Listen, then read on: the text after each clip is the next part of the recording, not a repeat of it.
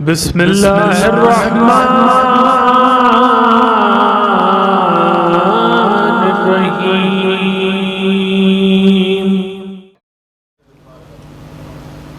ला हौला वला कुव्वता इल्ला बिल्लाहिल अलीय्यिल अज़ीम।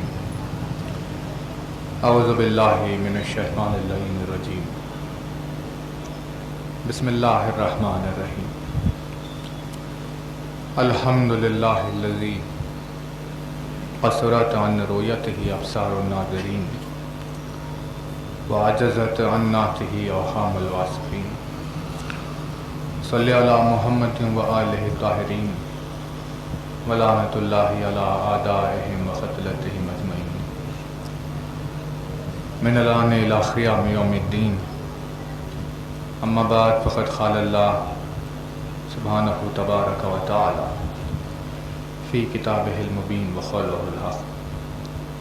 बिस्मिल्लाहिर्रहमानिर्रहीम। व यक़ूलूना लौला उन्ज़िला अलैहि आयतुम मिर रब्बिह फ़क़ुल इन्नमल ग़ैबु लिल्लाहि फ़ंतज़िरू इन्नी माअकुम मिनल मुंतज़िरीन।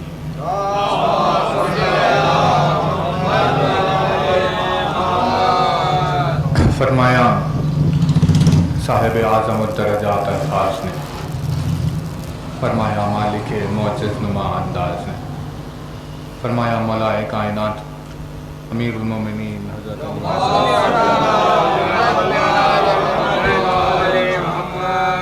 मौलाए कायनात के जिस मुबारक व मुक़द्दस फरमान से आपकी खिदमत में मजलिस का आगाज़ है। अपनी इस बेमिसल व बेनज़ीर हदीस में मौलाए कायनात ने उस ज़ात मुक़द्दस की आने की खुशखबरी देते हुए बयान फरमाया।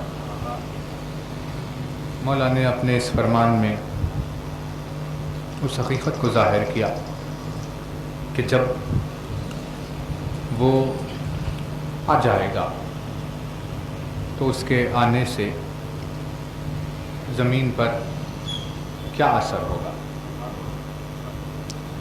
मौला का ये फरमान उनके चाहने वालों के लिए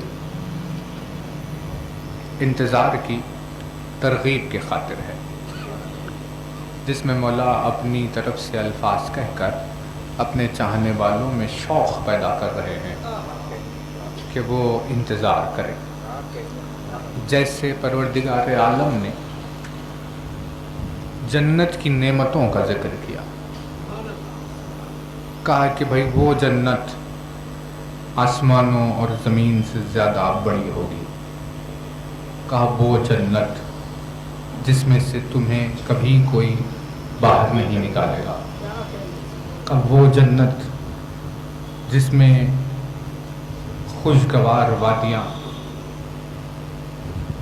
दूध से ज़्यादा सफ़ेद बहते हुए शफ़ाफ दरिया, न कोई बीमारी, न कोई परेशानी, नहीं वहाँ रहने वालों को सर्दी होगी, न वहाँ रहने वाले कभी गर्मी महसूस करेंगे। एक पल के लिए भी किसी किस्म से रंजीदा न हो। नेमतें ऐसी जिनका शुमार नहीं किया जा सकता, और कोई ख्वाहिश जन्नत में रहने वाला नहीं करेगा मगर ये कि अल्लाह उसकी ख्वाहिश को पूरा करे। ऐसी जन्नत के तस्करे अल्लाह ने इंसानों के सामने किए ताकि जन्नत की खुशगवारी के सबब से उनमें इबादत का शौक़ पैदा करे। जैसे शौक़ इबादत के लिए ज़िक्र जन्नत किया गया, वैसे ही मौला ने चाहा कि उनके चाहने वालों में शौक़ इंतज़ार पैदा करे। इसीलिए उसके आने के आसार का तज़किरा किया। मानो ये कि जन्नत की खुशखबरियाँ और उसके आने की खबर दोनों बराबर है। और राहतों का अगर जिक्र किया जाए तो उसके आ जाने से जन्नत में जाने के असबाब जब फराहम हो जाएंगे तो उसके आने में जन्नत में दाखिल होने से बड़ी खुशखबरी का जिक्र पोशीदा है। यानी इल्लत, रीज़न मौला के फरमान के पीछे कि जब वो आएगा तो यूं यूं होगा, वो इसीलिए बयान कर रहा है ताकि अपने चाहने वालों के दिल में उसके इंतज़ार का शौक़ पैदा करे और वो इंतज़ार के इश्तियाक़ में अपनी हयात सर्फ करे। यानी मौला के जुमलों के पीछे इश्तियाक़ इंतज़ार फ़र्ज है। वो ये चाहता है कि क़ल्ब मोमिन उसके आने के लिए बेचैन हो। वो ये चाहता है कि क़ल्ब मोमिन उसके आने की ख्वाहिश में ज़िंदगी सर्फ करे। उसके आने का तज़किरा करके मौला ने अपने चाहने वालों के दिलों को जो बेचैन किया, तो ये दलील बन गई कि उसके आने से पहले इस दुनिया में चैन से रहना नहीं चाहिए। यानी अगर रीज़न को देखा जाए, अगर इल्लत को देखा जाए, तो मौला ने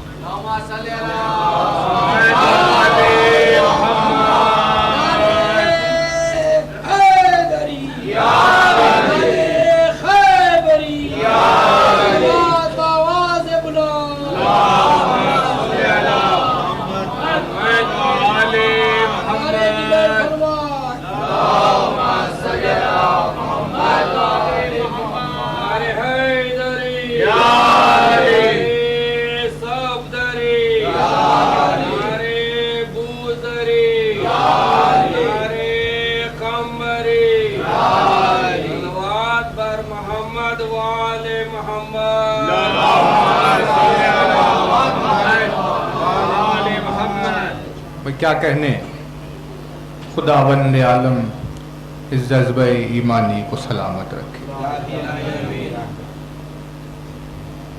कोई शक नहीं इस बात में कि अली की मोहब्बत में ज़िंदगी के गुज़रते गुज़रते जितना ज़्यादा कोई इंसान बुज़ुर्ग होता है, उतनी अली की मोहब्बत की जवानी उस पर ताज़ा होती है। और ऐसे सीनो साल में वो हम सब के लिए एक मिसाल हो जाती है। परवरदिगार जज्बे ईमानी सलामत रखे, ये चेहरों को सलामत रखे। यहाँ से देखकर इनकी जानिब देखे तो जो रुख है बना हुआ, ऐसा लग रहा है मानो अस्हाबुल यमीन की तारीफ देखा जा रहा है। सलामत रखे परवरदिगार दो आलम, ऐसा ही है वो। मौला के उस फरमान में भी यही कैफियत है कि अली ने उसका जिक्र करके ये चाहा कि अपने चाहने वालों के दिलों में उसका इश्तियाक़ पैदा करे। और जब इंसान किसी के शौक़ में ज़िंदगी गुजारता है तो उसकी ज़िंदगी में उस वक्त तक चैन नहीं आता जब तक कि वो उसे पा न ले जिसके इश्तियाक़ में जी रहा था। लिहाजा मौला ने इंसान को इंतज़ार इमाम के खातिर उसके आने की हज़ारों बशारतें दी कि जब वो आएगा तो ऐसा होगा। उन्हीं फरमान में से एक जिसमें बयान फरमाते कि वो जब आएगा तो उसके आ जाने से इख्तिलाफ़े क़ल्ब दूर हो जाएंगे, उसके आ जाने से लोगों के गुनाह ख़त्म हो जाएंगे। मौला बयान फरमाते हैं ये जो दिलों में इख्तिलाफ पाया जा रहा है, इस दिल ने ये बात की, उस दिल ने वो बात की, इन्होंने एक बात कही, उन्होंने एक बात कही, कहा अगर वो पर्दे से बाहर आ जाए तो उसके आने का दिलों पर ही असर होगा कि दिलों में पाया जाने वाला इख्तिलाफ खत्म हो जाएगा। सारे दिल एक ही बात करेंगे और वो तमाम दिलों को अपनी इमामत का ख़ाइल कर लेगा। यानी सिर्फ आने के बाद वो हर साहिब ज़र्फ़ और हक़ को खुदावंद आलम की तरफ से इम्तिहान लिए गए दिलों को सिर्फ अपने ज़हूर से अपनी इमामत का ख़ाइल कर लेगा। सबके सब उसके हक़ होने की गवाही देंगे। इख्तिलाफ़ क़ल्ब कहीं पर पाया नहीं जाएगा। मौला फरमाते हैं उसके आने का ये असर होगा कि जब वो आएगा तो रूए ज़मीन से गुनाह ख़त्म हो जाएंगे। यानी उसका वजूद गुनाहों को ख़त्म करने वाला वजूद होगा।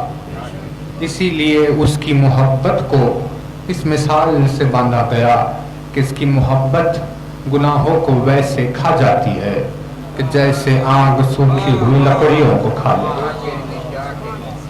गुनाह को ख़त्म कर देगी। यानी अपने आने के बाद वो जो नामे अमाल में लिखे हुए गुनाह हैं जो पहले हुए वो गुनाह मिट जाएंगे।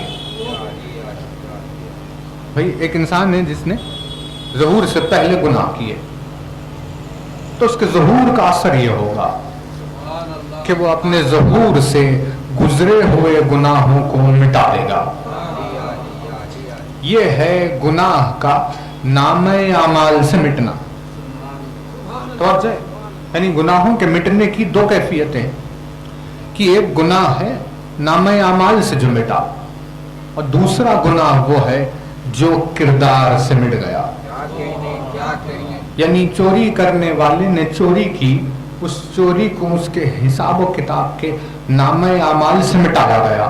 यह था किताब से मिटना। और फिर किरदार से मिटने के माना है कि उस चोरी करने वाले ने फिर जिंदगी में कभी चोरी की ही नहीं। किरदार से गुनाह मिट गए। यानी अली की मोहब्बत वो मोहब्बत है जो सिर्फ नामे अमाल से गुनाह नहीं मिटाती, बल्कि अगर उसकी मोहब्बत किसी किरदार में उतर जाए तो उस किरदार से गुनाह मिट जाते हैं और फिर वो किरदार पलट कर दोबारा गुनाह नहीं करता। बुलंदतरीन सलवात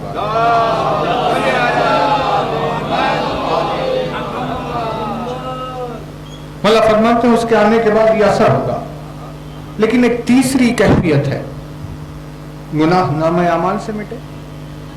बहुत बड़ी बात है भाई। नामे अमाल में लिखे हुए थे, कहां चले गए? मिटाया गया। खुद वो जब अपना हिसाब देखेगा तो वो परेशान होगा। नेकियां ये है जो मैंने की नहीं और गुनाहों का तस्करा हो नहीं रहा जो मैंने किए। न जाने गुनाह कैसे मिट गए और न जाने नेकियां कहां से आ गई। यानी कैफियत तब्दील हो गई।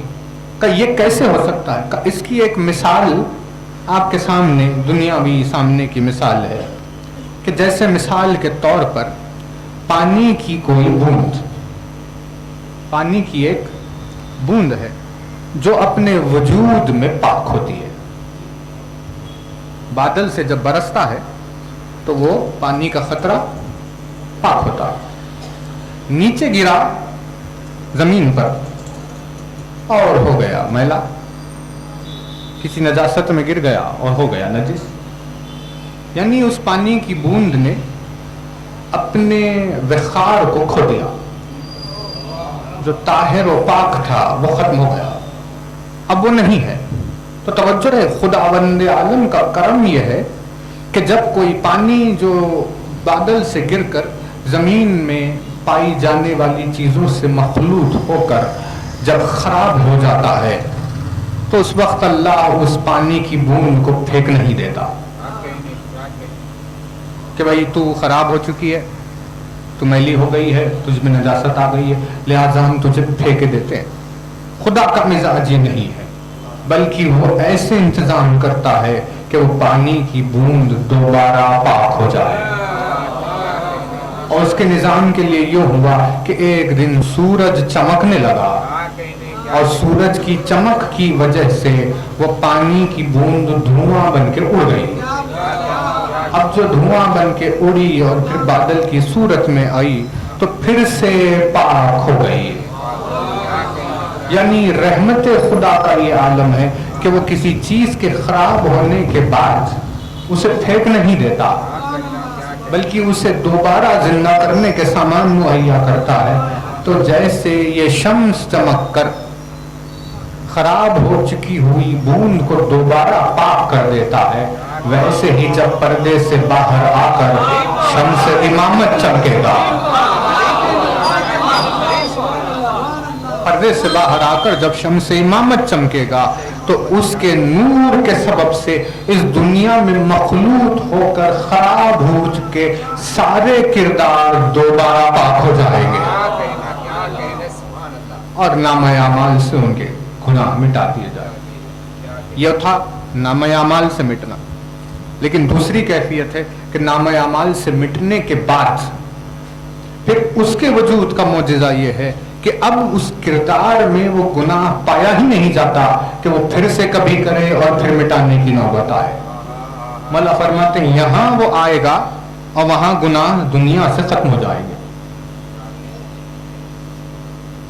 तीसरी चीज नामे अमाल से मिटी, किरदार से मिट गई।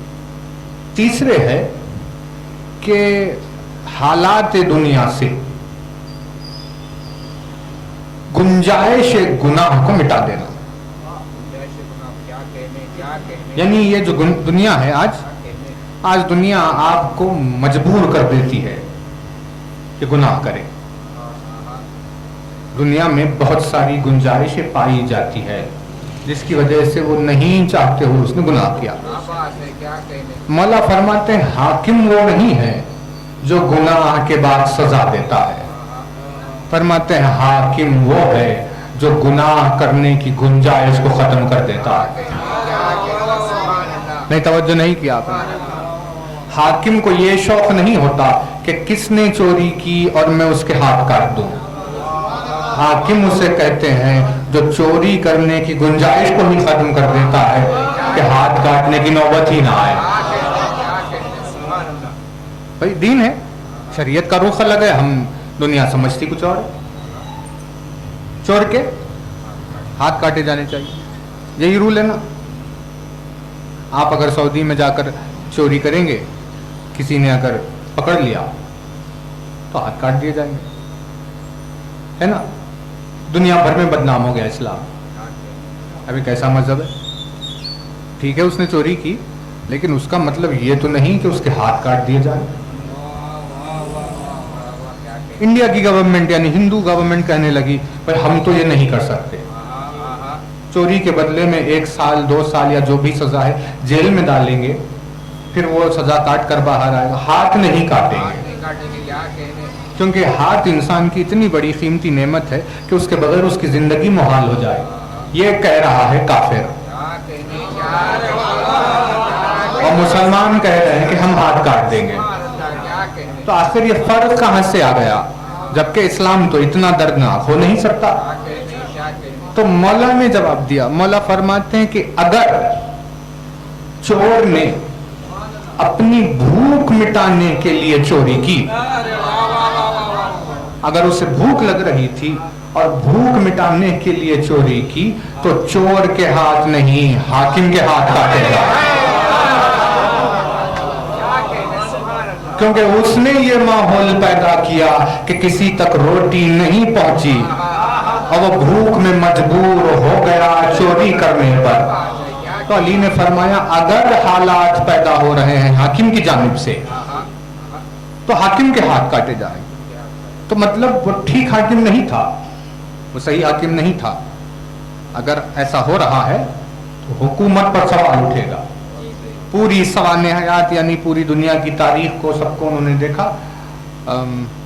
कोफी अन्नान ने भी अपनी यूएन की स्पीच में मौला के किरदार की मिसाल दी थी, सारी बातें हुई थी, खैर देखिए वो दूसरा मौजू है। उसने कहा था कि जो हमने देखा इंसानियत की तारीख में एक ही है 4.5 बरस की हुकूमत, जिस हुकूमत में किसी चोर के हाथ नहीं काटे गए, उस हुकूमत में माहौल ये हो गया था कि किसी को रोटी की फिक्र करने की जरूरत ही नहीं थी। हाकिम खुद चलकर आकर उनके दरवाजे तक रोटी पहुंचाता था। भला फरमाते अल्लाह की जानिब से हुकूमत कायम करने वाला ऐसा होता है जो दुनिया में माहौल और गुंजाइश गुनाह को खत्म कर दे। नहीं, तवज्जो नहीं किया। गुंजाइश गुनाह बाकी न रहे कि अब भूख ही नहीं लग रही तो चोरी क्यों करेगा? जब खाना पहले से रखा हुआ है तो चोरी क्यों करेगा? यानी इस्लाम कितनी दूर तक गया। इस्लाम ने फरमाया अगर रोटी के होते हुए कोई अपनी फितरत की बुराई की वजह से चोरी कर रहा है और सब होने के बावजूद भी अगर उसने गुनाह किया तो पहली मर्तबा में उसके हाथ नहीं काटे जाए, पहली मर्तबा में उसे सजा दी जाएगी, फिर उसे रोजगार से लगाया जाएगा कि तू कहीं पर जाकर काम कर ले, नौकरी कर ले, मेहनत कर ले और वहां से अपनी रोजी का इंतजाम कर ताकि चोरी की गुंजाइश न बने। लेकिन अगर उसने ये सब करने के बाद फिर से एक मर्तबा चोरी की तो फिर दूसरी मर्तबा भी हाथ नहीं काटे जाए, दूसरी मर्तबा फिर सजा देकर फिर उसके रोजगार में और वुसअत अता की जाए। जब तीसरी मर्तबा फिर से अपनी फितरत की वजह से चोरी कर रहा है कि बगैर माहौल के होते हुए फितरत उसे मजबूर कर रही है क्योंकि गुनाहगार फितरत हो गई है, तो तीसरी चोरी के मौके पर सिर्फ उसकी उंगलियों को कता किया जाएगा क्योंकि हाथ आज़ाए सजदा में से है और किसी चीज को तकलीफ नहीं पहुंचाई जाएगी जो सजदे में जमीन पर टिक रही हो। यानी इंसान के गुनाह उसे इबादत खुदा से रोकने न पाए। ये निजाम है इस्लाम। बदनाम क्यों हुआ? क्यों? इसीलिए क्योंकि इन्होंने इस्लाम के हाकिम से दीन लिया ही नहीं।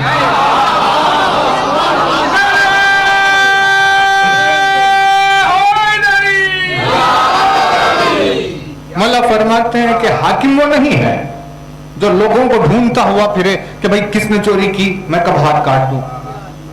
मौला फरमाते हैं हाकिम वो है जो अपनी हुकूमत के दायरे में वो माहौल ही ना रखे जिसकी वजह से किसी को चोरी करने की जरूरत पड़े।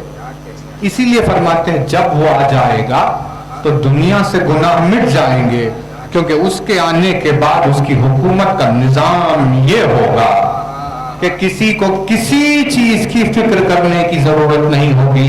लोग खालिसतन अल्लाह की इबादत में मसरूफ हो जाएंगे।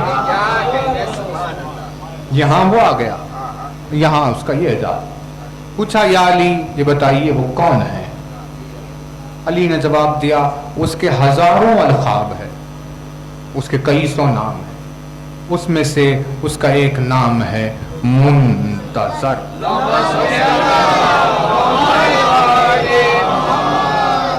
का किसे कहते हैं? का मुंतजर उसे कहते हैं जिसका इंतजार किया जाए, जिसका इंतजार हो रहा है। फरमाया इंतजार करो, अपने आप को इंतजार का आदी बनाओ, अपने आप को फहरिस्ते मुंतजरीन में शामिल करो, अपनी जिंदगी के औकात उसके इंतजार में सर्व करो। भाई क्या कहने, कितनी आसान इबादत बताई। फरमाते हैं जैसे सुकूत आसान तरीन इबादत का नाम है वैसे ही इंतजार आसान तरीन इबादत का नाम है जिसमें उसे अपने साआत को उसकी राह देखने में गुजारना हो। तो क्या चीज है आखिर ये इंतजार? किस चीज को कहते हैं आखिर इंतजार? एक शख्स है, अब उसने अपनी दिन गुजारे, जिंदगी का एक मौका है, अब क्या करे? अब वो अपने रिश्ते का, शादी का इंतजार कर रहा है कि भाई कब हमारी शादी हो जाए। उसकी शादी हुई, अब वो औलाद का इंतजार कर रहा, उससे औलाद हुई, अब वो औलाद की परवरिश के सामान का इंतजार कर रहा। यानी इंसान की जिंदगी को आप अगर देखें तो कुछ ना कुछ उसकी जिंदगी में ऐसा है जुड़ा हुआ जिसमें उसे इंतजार करना है। यानी दुनिया के इस निजाम में इंसान को मोहताज बनाना इसीलिए नहीं था कि अल्लाह अपने बंदों को जरूरतों से परेशान कराना चाहता, बल्कि उसके पीछे मकसद यह है कि अल्लाह अपने बंदों के मिजाज में इंतजार पैदा करना चाह रहा है, जिसकी वजह से किसी एक बात को उसके हासिल होने से रोक कर वो उससे इंतजार कराता। का परवरदिगार क्यों तेरी नेमत के खजानों में कोई कमी है? कहा नहीं। का तेरी मोहब्बत और उल्फत में कोई कमी है? कहा नहीं। का फिर हमें क्यों नहीं देता? का हम चाहते हैं तुम में इंतजार पैदा हो। क्या कहने, यानी मसाइब और मुसीबत का आना भले ही एक काफिर और मुशरिक और दुनियादार इंसान के लिए परेशान कुन बात हो सकती है, लेकिन मोमिन की जिंदगी में मुसीबतों का होना एक नेमत से कम नहीं है जो उसे इंतजार के काबिल बना रही है। इसीलिए जिस चीज पर दुनिया शिकवे करते रहती है उस चीज पर मोमिन अपने सर को सजदा शुक्र में रख देता है। का परवरदिगार क्या कहने तेरी हिकमत के कि अगर ये चीज मुझसे रोके न रखता तो मुझ में मिजाज इंतजार पाया नहीं जाता। इस चीज के रुक जाने से मुझ में इंतजार पैदा हो गया। अब मैं वो इंतजार सब करते करते करते जब उसकी याद में घड़ियां गुजार रहा था तो मैं अफजल तरीन उम्मत का हिस्सा हो गया, मिजाज इंतजार। लेकिन जब आप देखेंगे तो सिर्फ इंसान नहीं है जो इंतजार करते, अल्लाह ने दूसरी मखलूक में भी इंतजार रखा। जानवर इंतजार करते हैं, परिंदे इंतजार करते हैं अपनी अपनी जिंदगी में। हालांकि बेजान जानवर, बेजबान परिंदा, अल्लाह ने उसकी जिंदगी को हमारे सामने मिसाल बना दिया का देखो वो कैसे अपने उमूर जिंदगी में इंतजार कर रहा है, और उनकी जिंदगी को देख देख कर तुम भी उनसे इंतजार करना क्यों नहीं सीख लेते। यानी जो इमाम का इंतजार नहीं कर रहा वो इंसान जानवरों से ज्यादा बदतर होता है, जो अपनी उमूर जिंदगी में किसी का इंतजार कर रहे हो। अब देखा आपने अगर गौर से तो कायनात की कोई चीज नहीं है ऐसी जो इंतजार नहीं कर रही। सबको अल्लाह ने इंतजार में के दायरे में रखा, तुम भी तुम भी तुम भी तुम भी। लेकिन अगर गौर की बात हो तो अल्लाह ने अपनी इबादत को भी गिरफ्तार इंतजार रखा। इबादत खुदा की इंतजार करती रहती है ना। पहले तो इबादत के वक्त का इंतजार, भाई फज्र होगी वक्त आएगा तो पढ़ेंगे, फज्र का इंतजार, जोहर का इंतजार, असर का इंतजार, मगरिब इशा का इंतजार, नमाज का इंतजार, रोजे का इंतजार, हज का इंतजार। कब आएंगे वो दिन जब हम वो इबादत करेंगे, यानी इबादत अंजाम देने के लिए इंतजार। सारी इबादतों में इंतजार गुजर रही है, सारी चीजों को समेटे हुए अपने दामन में। एक खुर्ब खुदा का बंदा निकला जिसे अज़ादार कहते हैं, तो क्या कर रहे हो? मजलिस का इंतजार, कभी हमें हासिल हो जाए मजलिस हुसैन, हम उसका इंतजार कर रहे हैं। यानी इबादत भी इंतजार कर रही है, अपने अंजाम देने का आबिद इंतजार कर रहा है कि मैं कब इबादत अंजाम दूं।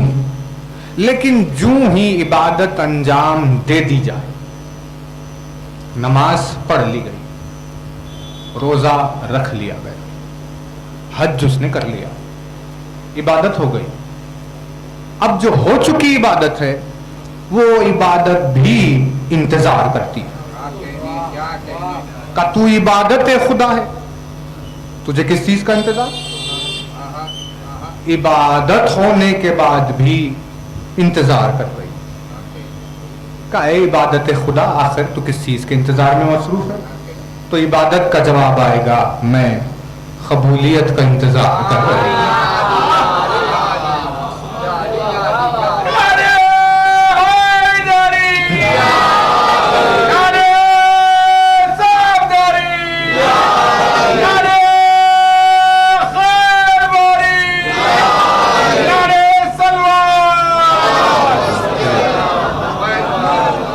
बुलंदतरीन सलवात तौर पर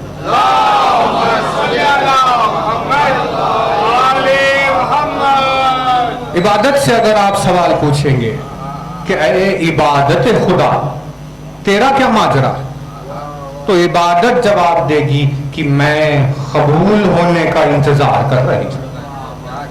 क्या अंजाम तो हमने दे दी, लेकिन अब खुदा न जाने कब इसे कबूल करेगा।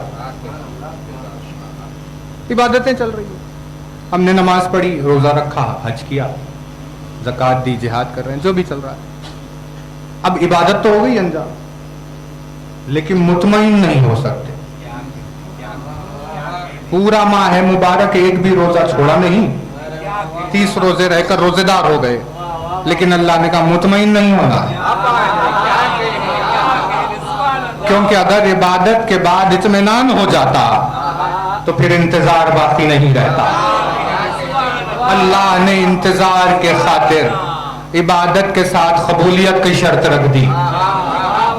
फरमाया कि अब तुम कितने ही बड़े आबिद क्यों न हो, इंतजार करो। का किस चीज का कहा? अपनी इबादत के कबूल होने। मौला फरमाते कि आ जाए, अगर सिमट कर थोड़ी जगह बन रही है।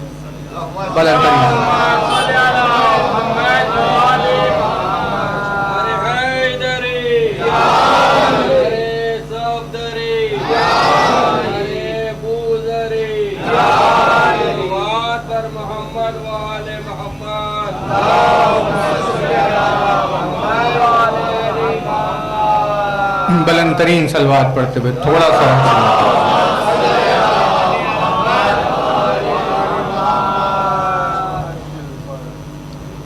इबादत हुई, बशर ने इबादत की, जिंदगी उसने अपनी इबादत में गुजारी, वक्त आखिर तक भी वो इंतजार कर रहा है कि ये इबादत हमारी कब कबूल होगी। इबादत करने के बाद बंदा मुतमईन नहीं है, अभी भी इंतजार कर रहा है। यानी खुदा ने मुतमईन होने से ज्यादा मुंतजिर होने को पसंद किया।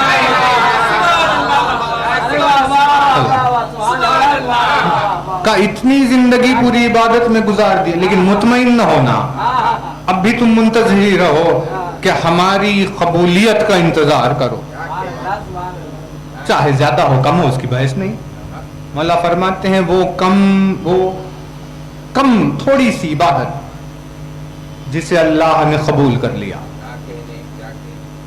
उस ज्यादा इबादत से बेहतर है जिसे अल्लाह ने कबूल नहीं किया। फरमाते हैं जिसे अल्लाह ने कबूल कर लिया हो उसे थोड़ा क्यों कहा जा सकता। यानी इंसान को इबादत में अपनी कबूलियत की फिक्र रहनी चाहिए। तो पता चला कि इबादत भी अपने कबूल होने का इंतजार कर रही है। हम भी मुंतजिर, वो भी मुंतजिर, आबिद भी मुंतजिर, इबादत भी मुंतजिर, माबूद भी मुंतजिर। अबदियत का कोई पहलू नहीं है ऐसा जिसमें इंतजार शामिल न हो। उबूदियत के पहलू में भी इंतजार शामिल हुआ। इंतजार कर, तो ठीक है इबादत करो, इंतजार। अब इबादतों की किस्में आप देखें तो सबसे ज्यादा टफ इबादत, बहुत मुश्किल है, जाहिरी जो इबादतें होती हैं उनमें सबसे ज्यादा मुश्किल है हज। हज करना एक ऐसी इबादत है जो इंसान को 50 तरीकों से आजमाती है। भाई सबसे पहले अपनी हयात में मुस्तती हो,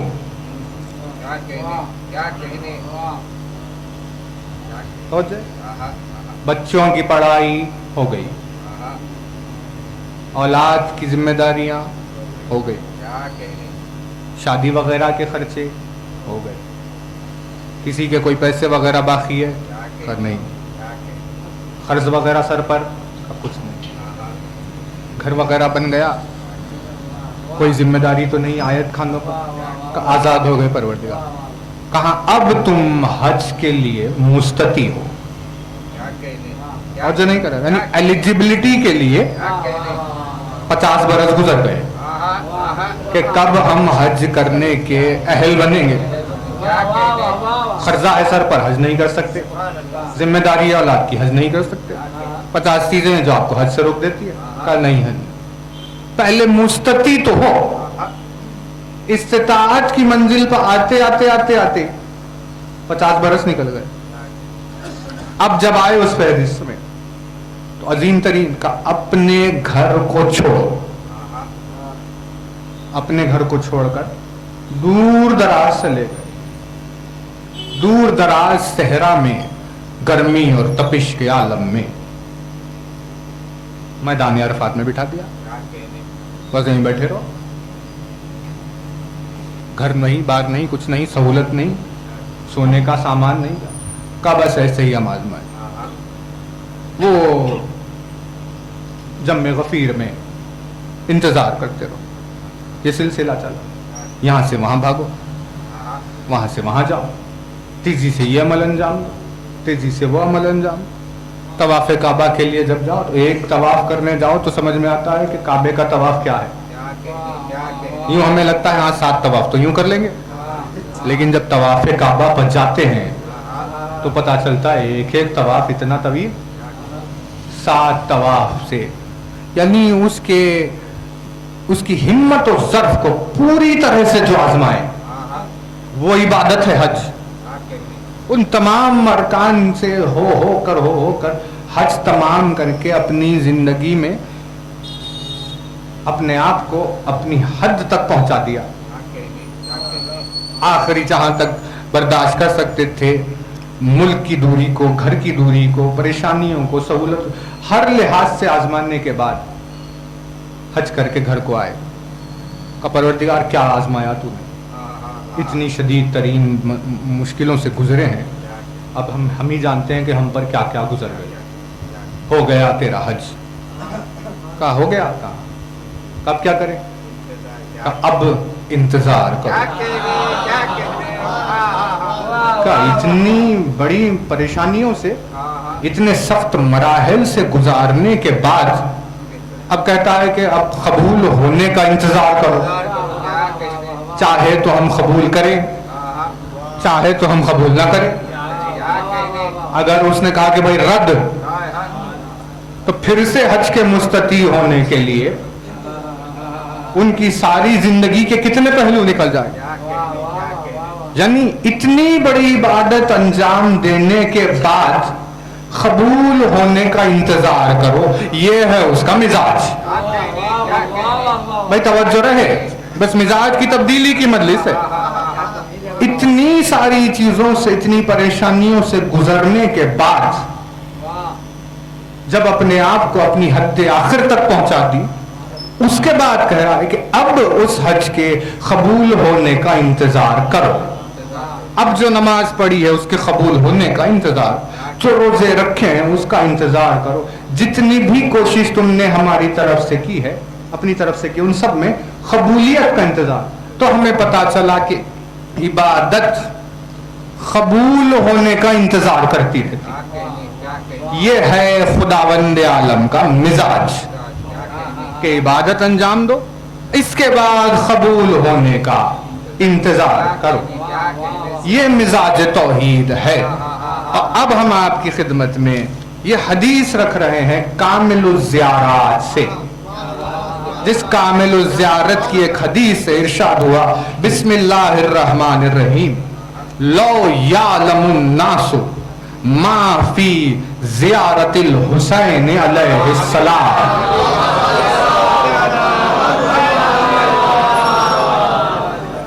मिन मिनल फज़ल लमातू शौखन व तखत्तअत अनफुसहुम अलैहि हसरातिन खुल्त व माफी खाला मन ज़ारहु शौखन इलैहि कतबल्लाहु लहू अल्फा हज्जतिन मुतक़ब्बला।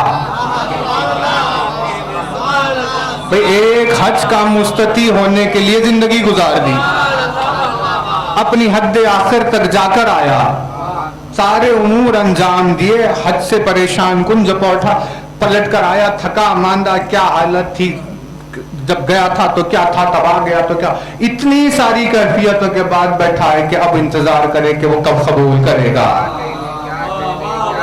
यह है परवरदिगार आलम का मिजाज। लेकिन जो ही एक नाम आया ऐसा मुकद्दस कि जिस नाम के दाखिल होते ही उसका मिजाज बदल गया। उसने कहा अब तुम करो एक मर्तबा ज़ियारत हुसैन और हम तुम्हारे हिसाब में लिखेंगे 1000 हज मकबूला का सवाब। यानी नामे हुसैन के आने के बाद इबादत कबूल होने का इंतजार नहीं करती।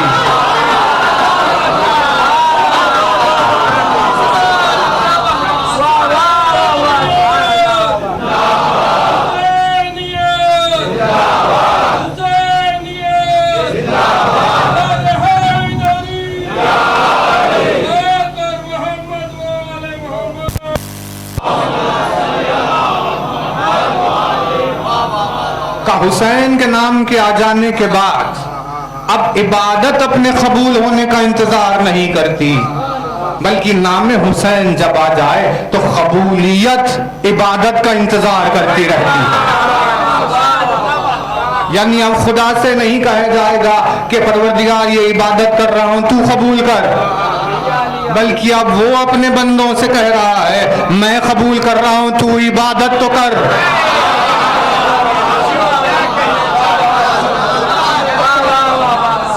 कहां जिंदगी में किया जाने वाला एक हज जिसमें इतनी परेशानियों से गुजरने के बाद पता नहीं कबूल हुआ या नहीं हुआ, और ज़ियारत हुसैन के लिए एक मर्तबा गया।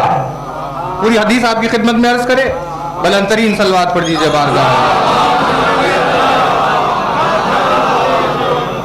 देखिए तवज्जो रहे कि इरशाद हुआ कि मन ज़ारहु शौखन, जो ज़ियारत हुसैन को शौक से जाए। नहीं तवज्जो नहीं किया आपने, मौला ने बार बार ये कहा वो आ रहा है, वो आ रहा है, वो आएगा तो ये होगा, वो आएगा तो ऐसा होगा, उसके आने के बाद नेमत ज़मीन उगलेगी, उसके आने के बाद आसमान से खजाने आएंगे, उसके आने के बाद दिलों का इख्तिलाफ खत्म होगा, उसके आ जाने से अल्लाह का अदल कायम हो जाएगा, उसके आ जाने से उसके दीन को गलबा हासिल होगा, उसके आ जाने के बाद कोई परेशानी नहीं का कहा जाएगा कि मेरे मौला ये बता कि इतना ज्यादा आखिर उसके आने के बाद ये होगा, इसका तस्करा क्यों कर रहा है? कहा इतनी तमाम चीजों के आसार को बताकर हम लोग अपने चाहने वालों के दिलों में उसके आने का शौक पैदा कर रहे हैं।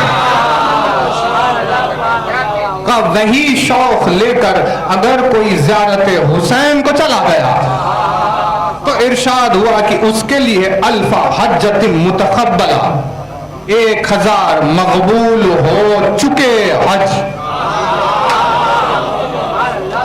नहीं तवज्जो नहीं किया आपने, मकबूल हो चुके का मतलब यह है कि हज यूं अंजाम हो गया कि जिसमें खुलूस में रत्ती भर की मिलावट नहीं थी,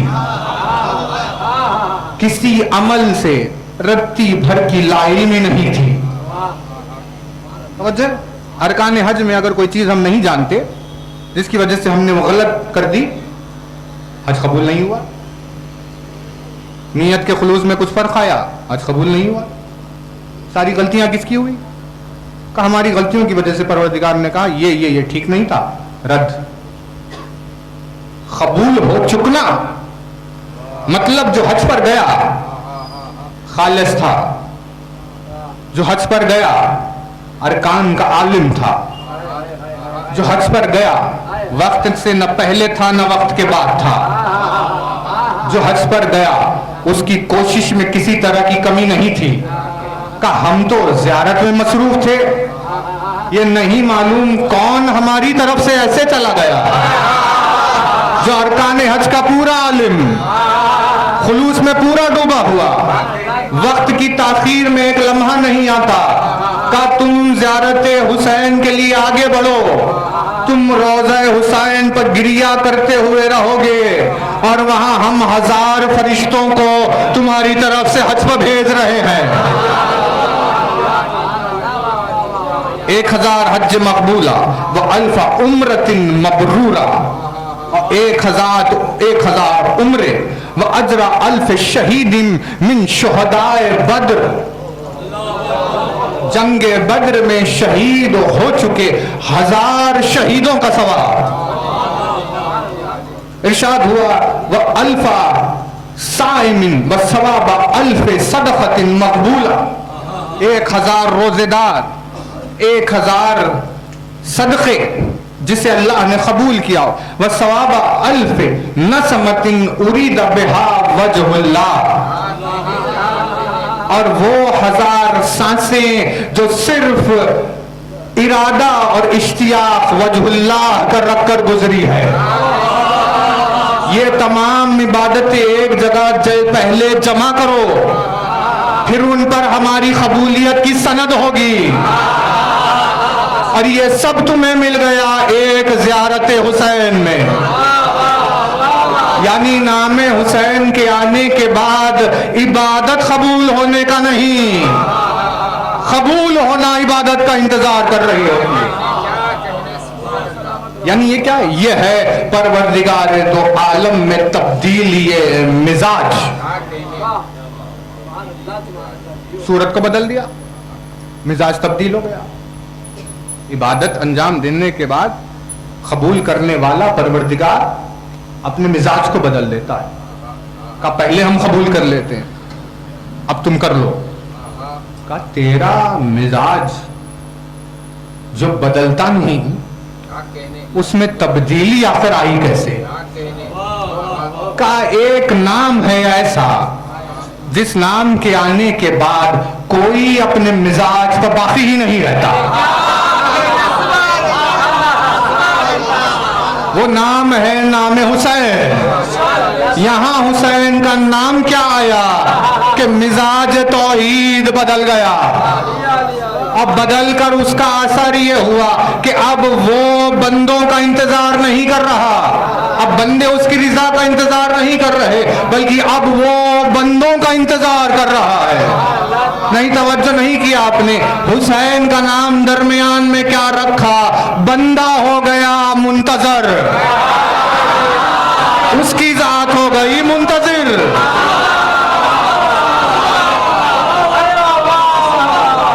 नामे हुसैन के आ जाने से इंतजार करने वालों का मिजाज ही बदल गया। खुदावंद आलम ने कहा देखो आदम, न जाना इसके करीब। असबाब जो भी थे वो गए। कहा अब हम तुम्हें जमीन पर भेज रहे। जमीन पर आदम आ गए। आदम श्रीलंका के करीब कहीं, हवा जद्दा में, वो सऊदी में, ये इंडिया के पास। सिर्फ 2 लोग जमीन पर। कैसे मालूम करे कौन कहां है? भाई एक दीवार के पीछे चले जाए तो जिस जमाने में मालूम ना हो दीवार के पीछे, उसमें कॉन्टिनेंट्स का फर्क आ गया, उतनी इतनी दूर। अब ये गिरिया करने लगे, रोने लगे, तौबा करने लगे, माफ कर दे परवरदिगार, माफ कर दे परवरदिगार, माफ कर दे परवरदिगार। इबादत आदम जारी, उसकी कबूलियत ठहरी हुई है। क्या ठहरो, अभी देखते हैं, अभी कबूल नहीं करेंगे, अभी करने दो आदम को इंतजार। आदम अपनी तौबा में कबूलियत का इंतजार कर रहे हैं। और जो ना, यानी एक नबी की तौबा कबूल नहीं हो रही जब तक वो नाम बीच में नहीं है। जब आदम की तौबा कबूल ना होगी उस नाम के बगैर, तो आदमियत की तौबा क्या कबूल होगी उस नाम के बगैर। तो अब वो देख रहा था कि भाई हम देख रहे हैं ये तड़प रहे हैं, आदम इस तरह बेचैन हो रहे हैं। 70 माओं से ज्यादा रहम रखने वाला, जिसने आदम को अपना नबी बनाया, मलाइका से जिसके लिए सजदा ले लिया, जिसे अपना खलीफा कहा, ऐसे नबी को तड़पते हुए देखकर उसका मिजाज नहीं बदला। नहीं, तवज्जो नहीं कर। कहा भाई आदम जो प्रोटोकॉल है वो है, तुम इबादत करो हम कबूल करेंगे, जब हमारी मर्जी होगी हम कबूल करेंगे। यानी इस तरीके को, इस प्रोटोकॉल को नहीं बदला और जिब्रील को भेजा कि जाओ तुम आदम के पास एक नुस्खा दो और आदम से कहना कि अपनी तौबा में ये नाम पुकारो। आदम का आदम ये नाम पुकारेंगे तो हम आदम की तौबा कबूल करेंगे और फिर हम आदम और हव्वा को मिलाएंगे। का परवरदिगार जब जिब्रील जाकर कहेंगे, वो नाम लेंगे तो तू कबूल करेगा, तो जब तू कबूल करने वाला है ही तो अभी कबूल कर ले। का नहीं, हमारा मिजाज नहीं बदलेगा, चाहे कोई कितनी ही तौबा क्यों ना करे, कबूलियत के लिए इंतजार करना होगा। भले ही हम एक नुस्खे से उसे नाम सिखा रहे हैं, लेकिन जब तक वो नाम सीख नहीं लेगा तब तक इंतजार करना होगा, हमारा मिजाज नहीं बदलेगा। जिब्रील उतरे, उन्होंने कहा आदम तुम्हारी दुआ में नाम नहीं है, दुआ तुम्हारी ऊपर जाती ही नहीं। नबी की दुआ में परवाज नहीं,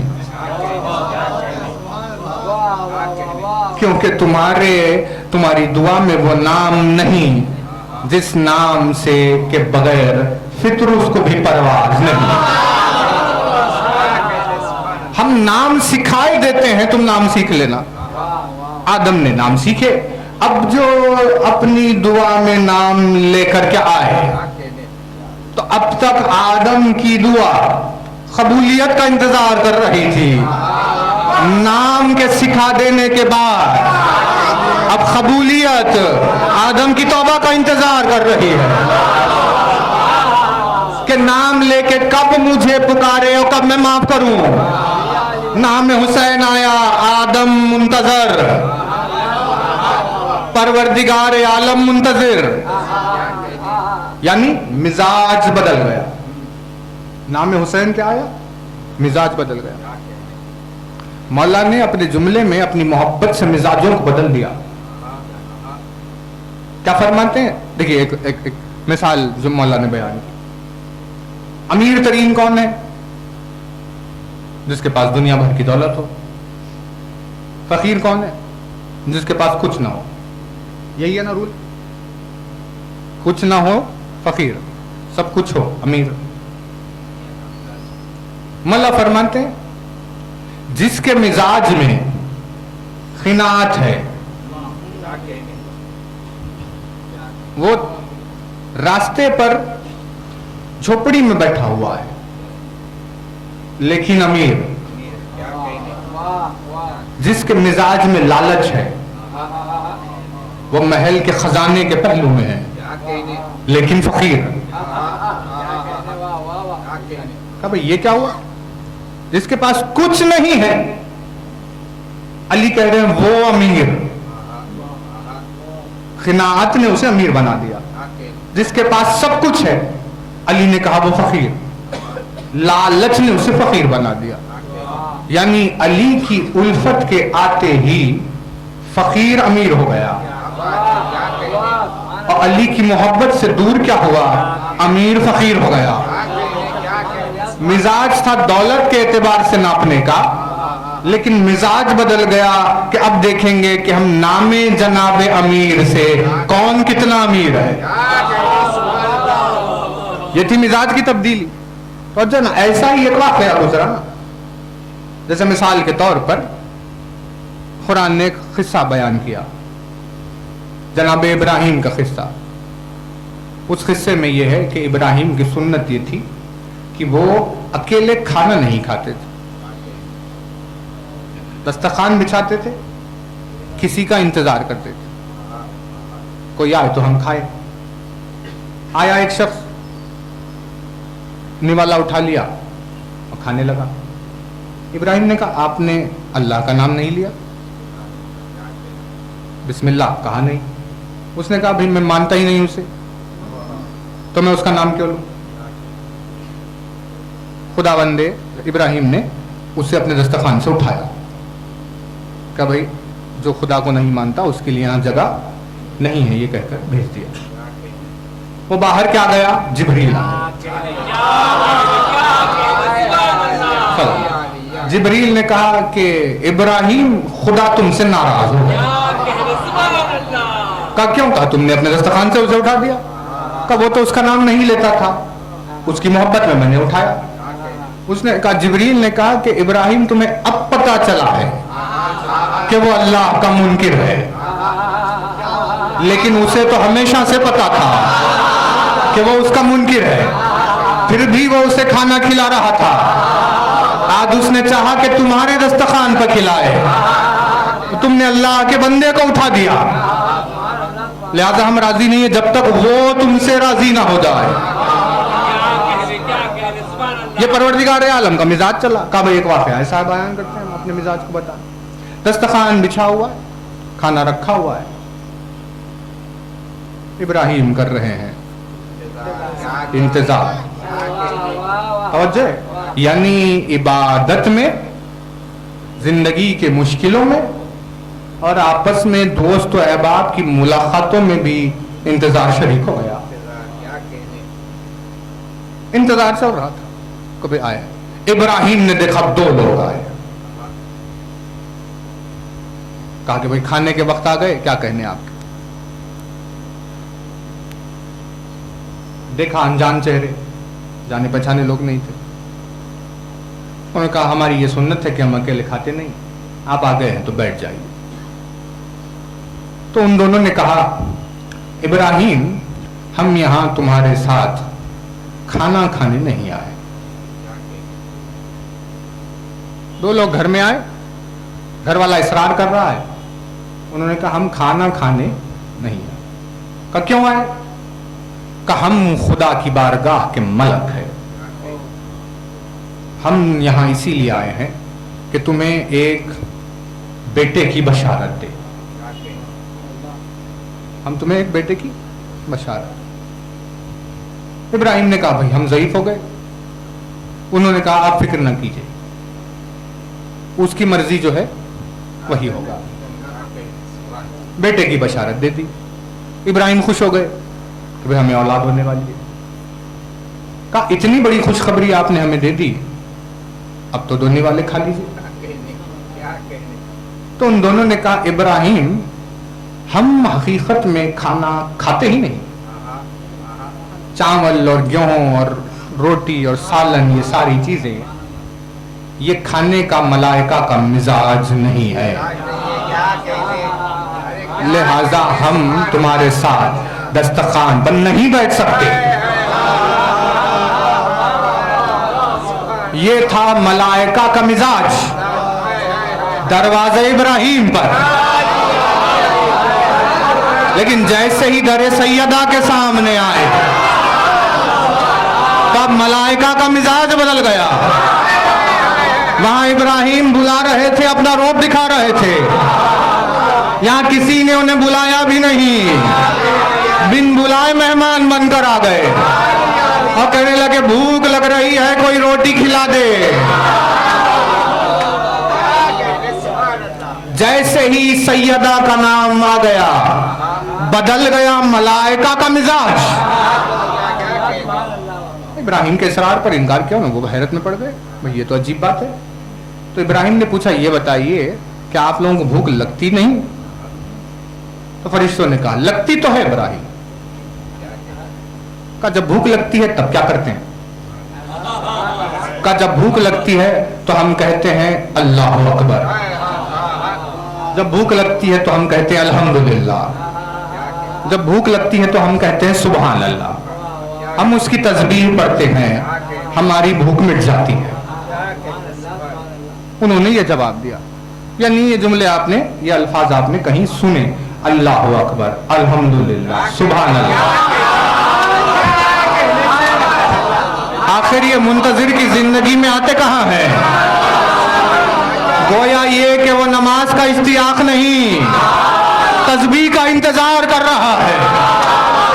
नहीं, तवज्जो नहीं की, क्योंकि इमाम ने फरमाया अगर एक नमाज पढ़ने के बाद, नमाज वाजिब के पढ़ने के बाद अगर उसने तस्बीह सैयदा को शुरू किया तो 1000 रकत के बराबर वो तस्बीह होती है। इमाम ने शर्त लगा दी नमाज वाजिब के बाद, अब 1000 रकत नमाज पढ़ने का मौका मिल गया कि नमाज के बाद तस्बीह पढ़े।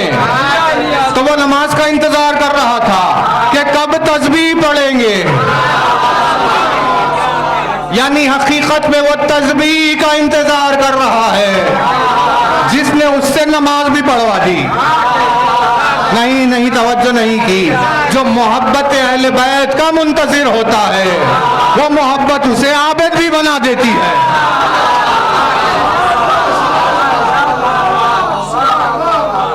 नमाजी ने शुरू की, तस्बीह पढ़ता हूं, जनाब सैयदा की सुन्नत खुरबतन इल्लल्लाह, और कहा अल्लाह अकबर, अल्हम्दुलिल्लाह, सुभान अल्लाह, यानी तस्बीह सैयदा की देन का नाम है। फरिश्तों ने कहा जब हमें भूख लगती है तो हम तस्बीह पढ़ते हैं, यानी अगर सैयदा तस्बीह अता न करे तो फरिश्ते अपने भूख से मर जाएंगे।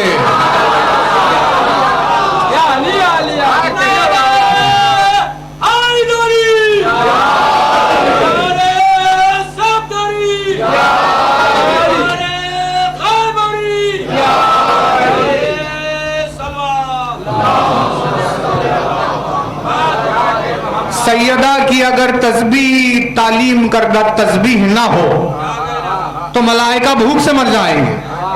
ये था उनकी भूख मिटाने का एक तरीका। और दूसरे जब भूख लगी तो तस्बीह छोड़कर जमीन पर उतर कर आए और कहने लगे रोटी हो तो दे दीजिए, मिस्कीन और यतीम और असीर आया है। यानी पता चला कि अगर सैयदा अपनी इनायत को रोक ले तो मलाइका की हयात बाकी नहीं रहेगी, और अपनी हयात और जिंदगी के लिए वो करते रहते हैं खैराते सैयदा का।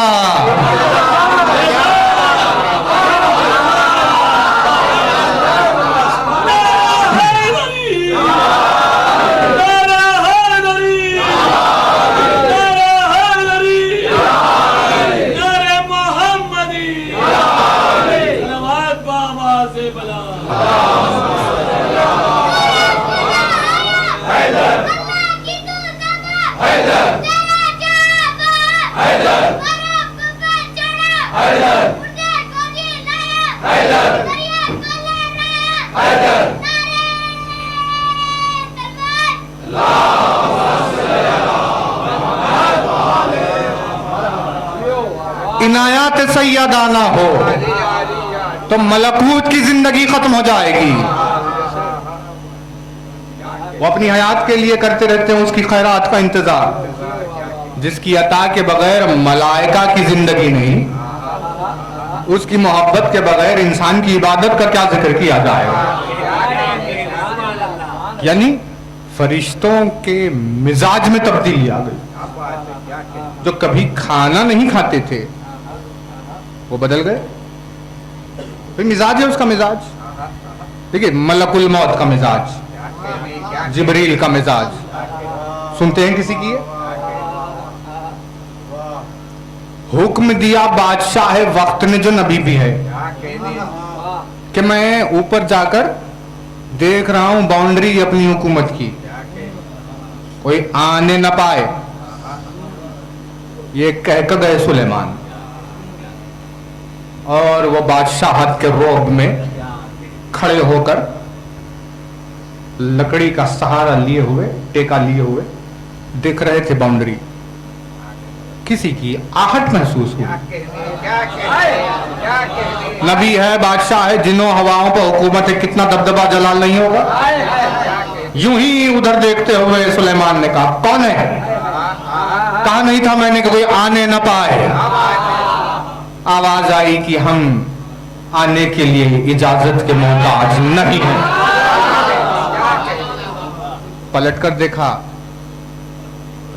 कहा आप आ गए? कहा जी हाँ, वक्त हो गया है आपका, कुछ हो नहीं सकता, चलना है बस। कहा नीचे उतरने की मोहलत, ताकि ये तख्त को नीचे तो डाल ले। ये दायरे से बाहर था। मलकुल मौत सुलेमान का रोब आजिजी में बदला।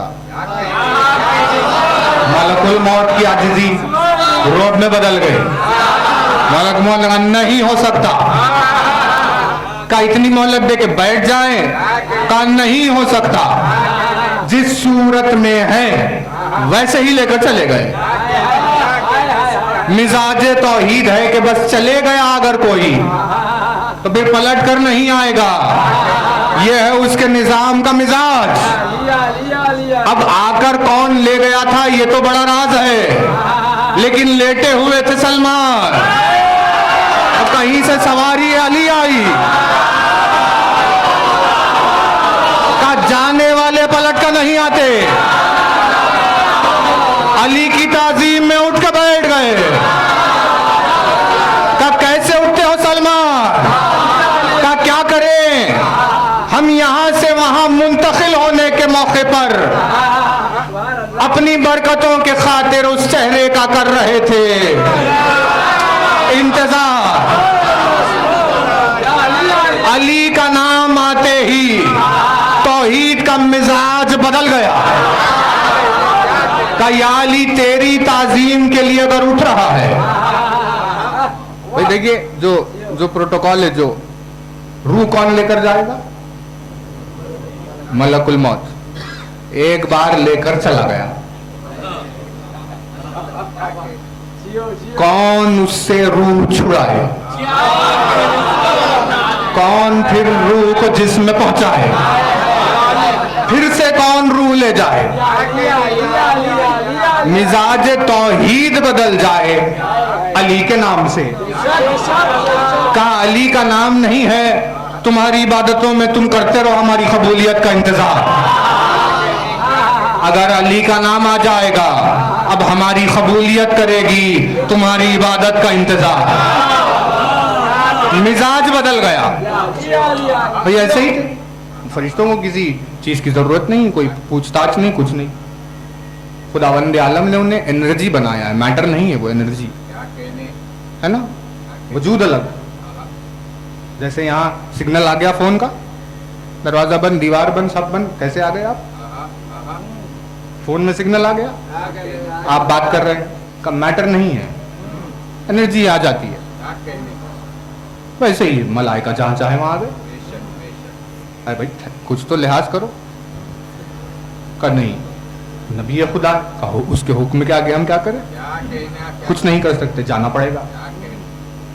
हुक्म आया। ऐसे ही एक रोज रसूल अकरम नमाज पढ़ रहे थे,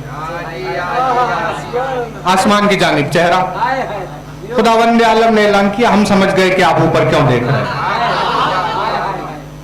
जिस क़िबले की ख्वाहिश आपके दिल में है, हमारी निगाहों ने वो नीयत को देख लिया। जाओ जिब्रील, जाकर रसूल अकरम से कहो कि क़िबला बदल जाएगा और अब बैतुल मक़दिस से लेकर क़िबला काबे की तरफ हो जाएगा। ये ऑर्डर लेकर जिब्रील खुदा की जानिब से चले। और रिवायत ने क्या कहा कि दौरान नमाज क़िबला बदला।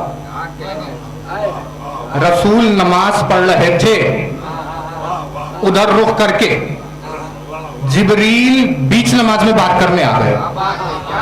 नहीं, तवज्जो नहीं। देखिए साथ दे तो बात होगी। दौराने नमाज कहा या रसूल अल्लाह क़िबला को बदलने का हुक्म है। कहा अजीब हो जिब्रील तुम, अल्लाह का रसूल नमाज पढ़ रहा है, कुछ देर रुक जाते नमाज के तमाम होने तक, फिर जब दूसरी नमाज होती तो बदल कर पढ़ लेते, ये दौराने नमाज कैसे आ गए? का क्या करे, उसका हुक्म था, दौराने नमाज आ गए। ये है मिजाज जिब्रील। एक रोज कहा परवरदिगार मैं भी चादर में छटा हो जाऊं, कहां जाकर छटा हो जा जिब्रील, उसकी मर्जी लेके इजाजत लेके चला। दौराने नमाज, रसूल की नमाज की परवाह नहीं की, लेकिन चादर के बाहर आकर खड़ा हो गया।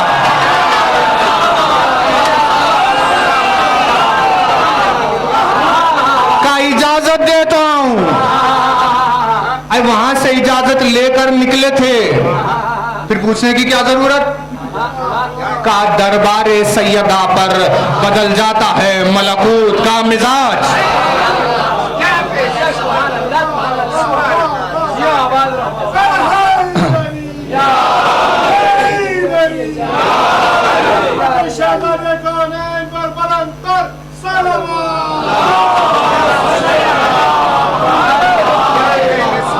दौराने नमाज क़िबला बदला, नमाज के बीच में बात होती रही, नमाज के बीच में क़िबला बदल गया, नमाज के होने तक नहीं रुके, चादर के बाहर ठहरे हुए हैं, इजाजत दे तो आए।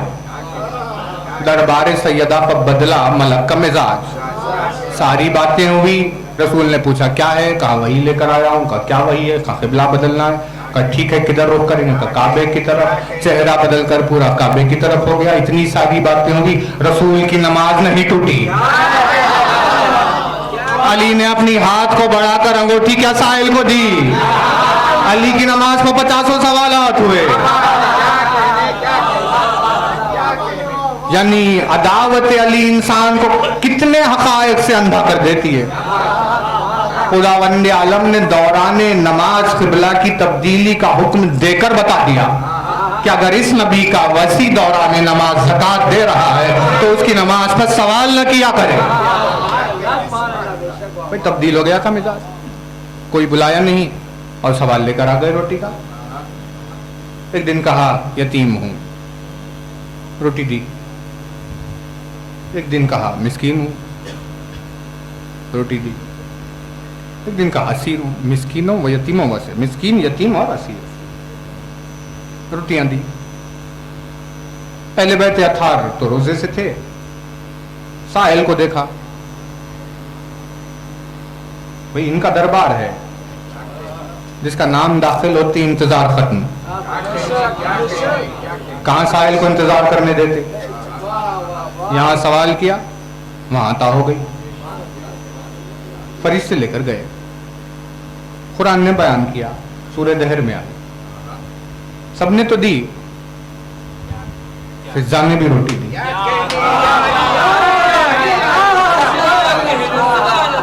नजर थी शहजादी की, सैयदा ने क्या रोटी दी? सबने रोटी दी। सबने जो रोटी दी, फिजा ने रोटी दी। फिजा की रोटियों को लेकर मलाइका चले गए। जिस घर की कनीज की रोटी खाना नहीं खाने वाले मलक की ग़िज़ा हो जाए, उस कनीज के रुतबे को कोई क्या पहचान सकता है? 3 दिन सिलसिला चला। इन्नमा नुतइमुकुम लिवजहिल्लाह, सूरह दहर है ना, तवज्जो रहे। रोटी लेकर गए। 3 दिन ये हुआ। खुदावंद आलम की बारगाह में पहुंचे, का ये हुआ परवरदिगार, ऐसे ऐसे माजरे, रोटी लेकर आए। सूरह दहर आया। खुदावंद आलम ने पूछा रोटी ली? कहा का शुक्रिया बोलकर आए कि वैसे ही आ गए?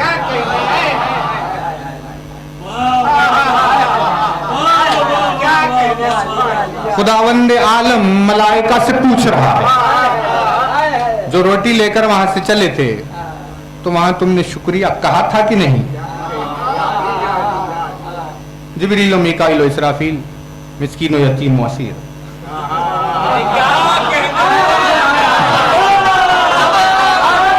हम नहीं कहते, वो खुद अपने आप को कह रहे हैं।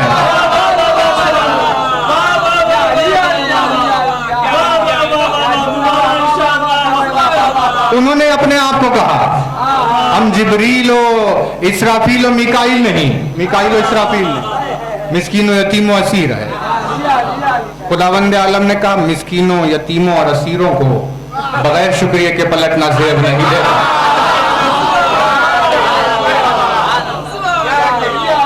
कहा तुमने शुक्रिया? उन्होंने कहा नहीं परवरदिगार, शुक्रिया तो नहीं कहा। खुदावंद आलम ने जवाब दिया, जाओ शुक्रिया कहकर आओ। ऐसे नहीं करते जिब्रील, बैड मैनर्स। तुम्हारी भूख मिटाई है, शुक्रिया कहना जरूरी। जाओ शुक्रिया कहकर आओ। आसमान मलकूत से, खुर्ब खुदा की बारगाह से अजीम तरीन बड़े 3 मलाइका दरवाजे सैयदा पर आए, दस्तक दी। हर घर का निजाम है, जब घर पर दस्तक होती है तो मालिक अंदर होता है, गुलाम या कनीज दरवाजा खोलते हैं, यही रूल है। मलिका अंदर है, फरिश्तों ने दस्तक दी, खटका मारा, दरवाजा खुला। जो दरवाजा खुला, फरिश्तों का सामना हुआ फिजा से, यानी लश्कर के सामने में वो दबदबा नहीं था जितना मलाइका ने फिजा के सामने में महसूस कर लिया। इन्नमा नुतइमुकुम लिवजहिल्लाह। दरवाजा खुला, फिजा ने देखा फरिश्ते आए। कब क्या हुआ? मलक से बात चल रही है, कनीज अहले बैत मलाइका से पूछ रही है क्या हुआ, क्यों आए हो? अबे क्या रोबो दबदबा? कहीं मलक के आने पर कोई पूछता है क्यों आया? लेकिन वखारे कनीजी अहले बैत ये होता है। फिजा ने पूछा क्यों आए? तीनों ने कहा हम जो रोटी लेकर गए तो खुदावंद आलम ने कहा कि हमने शुक्रिया कहा नहीं था आपसे, लिहाजा हम आपको शुक्रिया कहने आए हैं। खुदा की बारगाह से फरिश्ते शुक्रिया कहने आए। क्या होना चाहिए? बंदे कहना चाहिए भाई सर आंखों पर शुक्रिया, क्या कहने आपके जरिए। ये है एक नॉर्मल मिजाज। कहा कि हम शुक्रिया कहने आए। फिजा ने जवाब दिया तुम समझते हो कि हमने तुम्हें रोटी शुक्रिया के खातिर दी है?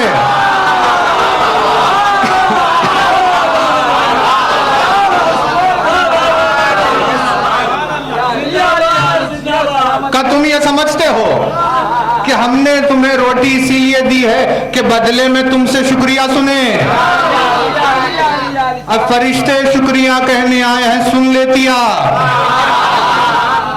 का नहीं दरबारे सैयदा है, यहां बदल जाते हैं मिजाज।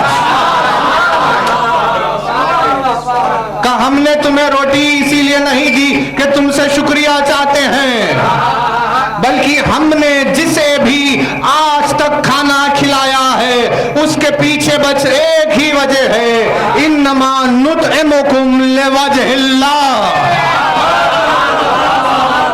हमने तुम्हें वजहुल्लाह की खातिर खिलाया है, हमें तुम्हारे शुक्रिया की जरूरत नहीं। हम अपने अमाल से अली को राजी कर रहे हैं।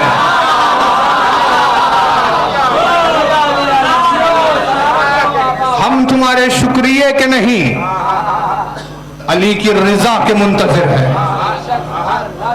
हमने तुम्हें जो रोटी दी है सिर्फ वजहुल्लाह की खातिर। हमें तुम्हारा शुक्रिया नहीं चाहिए। ये रोब और जलाल। अब जो पसंद आया उसे जवाब। उसने कहा क्या कहने इस हिम्मत के, क्या कहने जवाब के यकीन के। अब मंजिल यकीन तो देखे कोई फिजा की कि किस यकीन पर फायज है कि अहले बैत का शुक्रिया, कि फरिश्तों का शुक्रिया, और वजहुल्लाह की रज़ा और मंजिल यकीन। उसको जो जवाब पसंद आया उसने कहा नहीं, तुम्हारी हिम्मत को ऐसे जाने नहीं देंगे फिजा। अब तो इस सूरे में तुम्हारा भी जिक्र होना है। हम तुम्हारे जवाब को आयत बनाकर नाजिल करेंगे। और जवाब फिजा सूरत आयत सूरह दहर में नाजिल हो गया। हम कर रहे हैं अपनी तिलावत के लिए आयतों का इंतजार, और आयतें कर रही है जवाब फिजा का इंतजार कि कब वो जवाब दे, और हमारा इंतजार पूरा। भाई तवज्जो है ना, यानी बदल गया मिजाज। हर कैफियत पे मौके पर मिजाज बदल गया। देखा कि उमूमी तौर पर तो इबादत ही इंतजार करती है, सिर्फ हमारी नहीं, अंबिया की इबादत इंतजार कर रही है। आदम की इबादत खुदाया कबूल कर ले, हवा से मिला दे, का इंतजार करो। नूह ने कहा कश्ती को किनारे लगा दे, का इंतजार करो।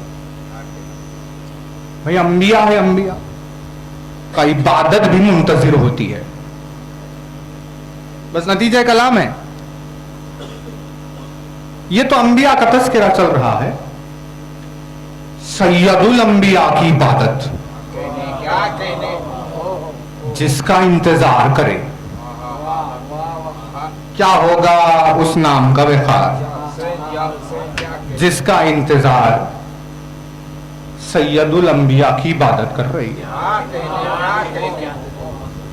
बस आया एक रोज ऐसा जब लोगों ने देखा कि कहां कहां नाम हुसैन इंतजार करा देता है। और वो रोज क्या आया कि रसूल अकरम एक मर्तबा नमाज के लिए उठे, उसकी इबादत का क़स्द किया, तकबीरतुल इहराम से आगाज हुआ और रसूल पहुंचे सजदे में। जूं सजदे में रसूल ने सर रखा, खेलते हुए हुसैन आए।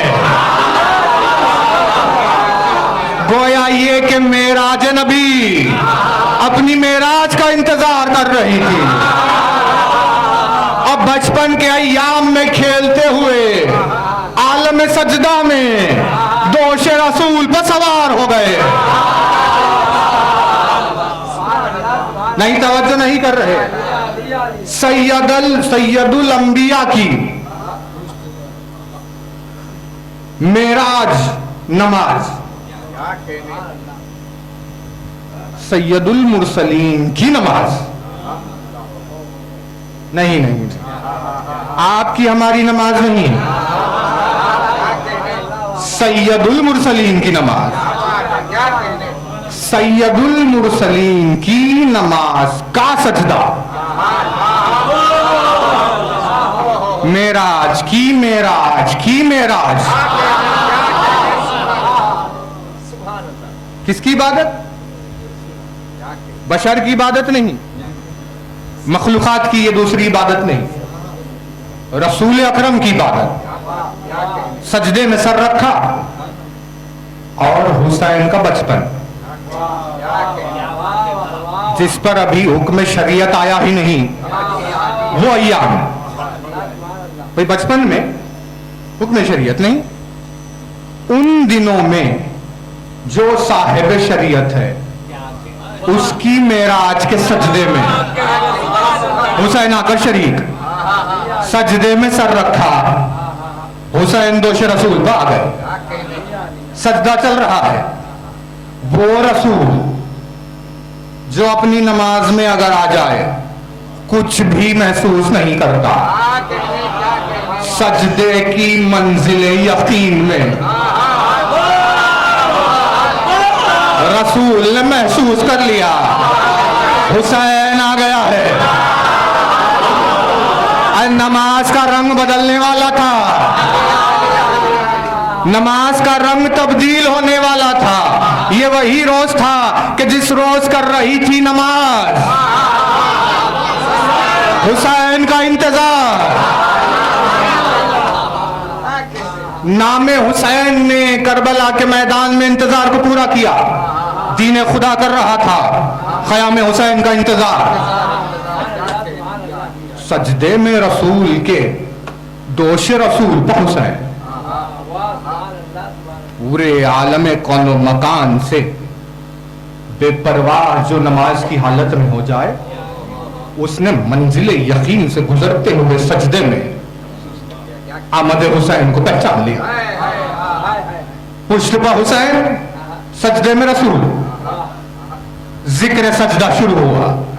सुबहाना रब्बियल आला व बिहम्दे।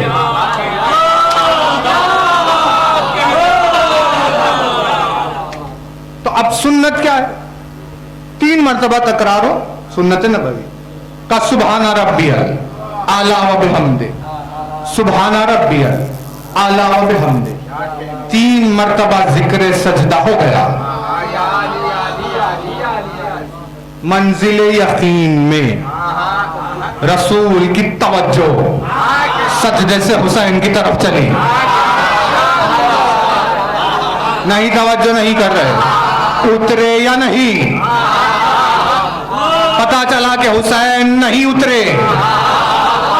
आप क्या करे? जिब्रील आ गए, या रसूल अल्लाह सजदे के जिक्र को जारी रखिए। आप अपनी नमाज के सजदे में मंजिले यकीन और मेराज की कैफियत में हुसैन के उतरने का करिए।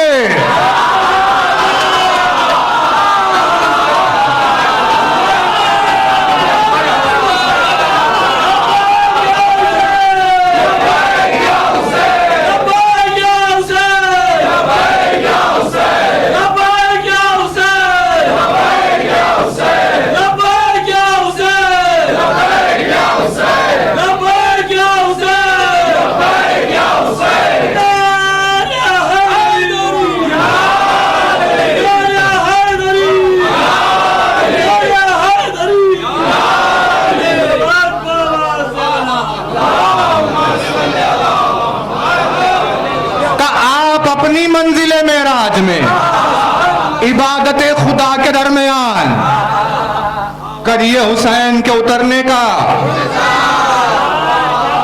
तिफलिए हुसैन मुंतजर, सजदाए रसूल मुंतजिर।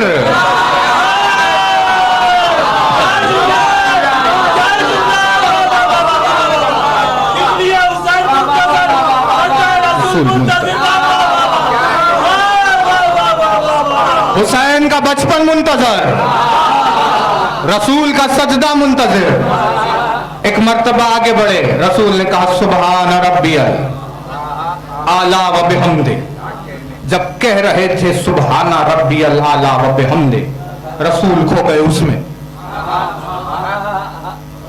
जिसकी तस्बीह पढ़ रहे थे उसके याद में, उसके जिक्र में खो गए। बगैर खोए रसूल नहीं कह सकता हमारी तरह कि दिमाग कहीं और है और कह रहे हैं सुबहाना रब्बियल आला व बिहम्दे। नमाज रसूल ये नहीं, जब कह रहे थे सुबहाना रब्बियल आला व बिहम्दे, खो गए उसकी याद में। जो जिक्र सजदा खत्म हुआ, अब खोए हुसैन की याद में। का उतरे के नहीं, ये था दूसरी मर्तबा हालत सजदा में हुसैन के उतरने का। जिक्र आगे बढ़ा सुबहाना रब्बियल आला व बिहम्दे। अब तीसरी मर्तबा हालत सजदा में रसूल कर रहे थे हुसैन के उतरने का। पीछे सब बनी हुई थी, लोगों के सर उठे, देखा रसूल सजदे में हैं, फिर से सजदे में चले गए।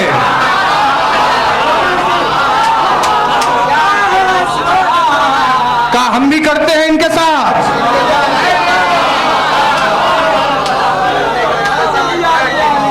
तिफलिए हुसैन और नमाज रसूल,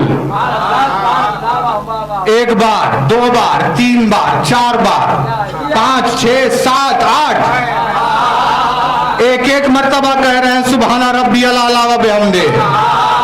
उधर सुबहाना रब्बियल आला व बिहम्दे, हुसैन उतरे कि नहीं?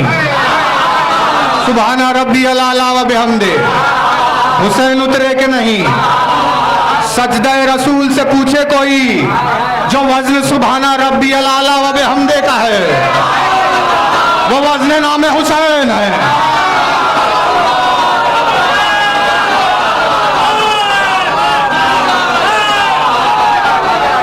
पूछे सजदा रसूल से कोई, जितनी तवज्जो उधर उतनी तवज्जो इधर।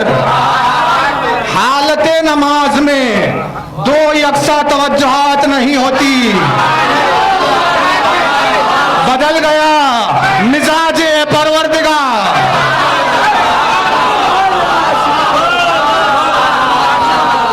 का आप हमारी इबादत में करिए, हुसैन के उतरने का इंतजार। तकरार करते करते करते जिक्र सजदा 72 मर्तबा हुआ। जूं ही 72 मर्तबा तकरार हुई, हुसैन पुष्ट से उतरे। वजह है ना, हुसैन पुष्ट से उतरे। जो हुसैन पुष्ट से उतरे तो पूरा हुआ रसूल के सजदे का इंतजार, और रसूल ने सर उठाया। देखिए, किसी की कमजोरी से हमें कोई लेना देना नहीं, ना हमें गालियों की परवाह है, ना मुखस्सिरों की परवाह। मिजाज की बदमाशी अपनी तरफ, लेकिन अदल व इंसाफ के हवाले से कोई बताए, जब रसूल की नमाज हुसैन के उतरने का इंतजार कर सकती है, क्या आपकी नमाज मजलिस हुसैन के खत्म होने का इंतजार नहीं कर सकती?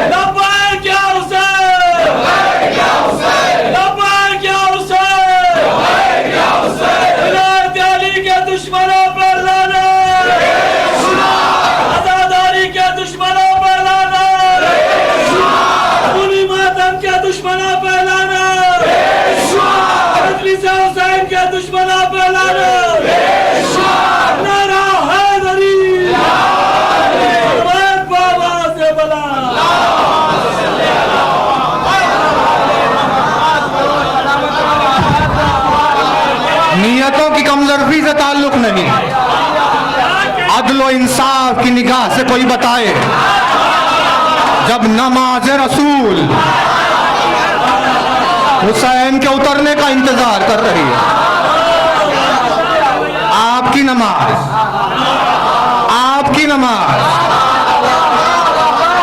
नमाज रसूल मुंतजिर, हुसैन का उतरना मुंतजर। क्या आपकी नमाज मजलिस के खत्म होने का इंतजार नहीं कर सकती कि जिक्र तमाम हो जाए तो नमाज पढ़ ले? अपनी जिंदगी के कामों के मौके पर नमाज को देर हो जाए तो गवारा,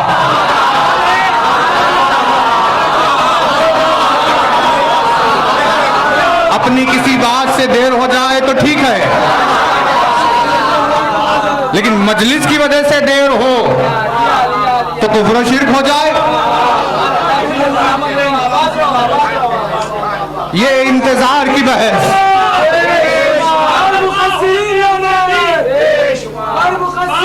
होते हुए भी बेवफा बन जाओगे, बेवफा होते हुए भी बेवफा बन जाओगे। तुमने सोचा भी ना होगा क्या से क्या बन जाओगे। मत दिखाओ फर्श मजलिस पर सियासत के हुनर, मत दिखाओ फर्श मजलिस पर सियासत के हुनर, वरना तुम हुर बनते बनते हुरमुला बन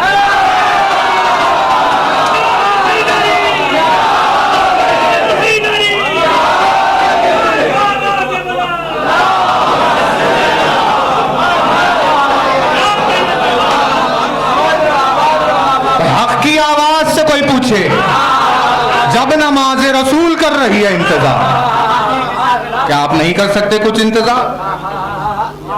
इनके बिना उसे था कोई जानता नहीं, इनके बिना उसे था कोई जानता नहीं। 14 अगर नहीं तो खुदा भी खुदा नहीं। सजदे में जो था दिख रहा, सजदे में जो था दिख रहा था पुष्ट पर वही।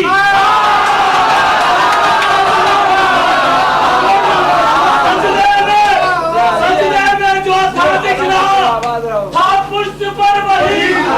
दोनों के दरमियान नबी उठ सका नहीं।